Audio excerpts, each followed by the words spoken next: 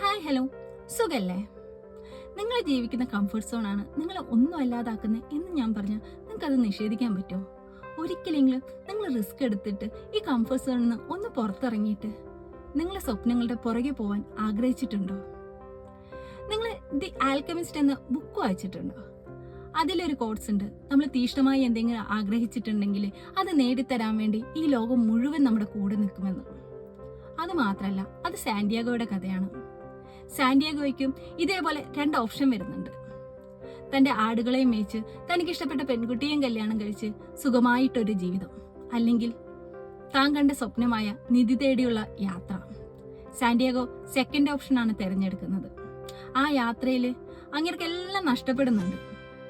വീണ്ടും എല്ലാം ഉണ്ടാക്കിയിട്ട് ഇതേ ക്വസ്റ്റ്യൻ ഫേസ് ചെയ്യുന്നുണ്ട്. തിരിച്ചു പോകണോ അല്ല നിധി തേടി വീണ്ടും യാത്ര തുടരണോ എന്ന്. പുള്ളി സെക്കൻഡ് ഓപ്ഷൻ എഗെയിൻ തിരഞ്ഞെടുക്കുന്നുണ്ട്.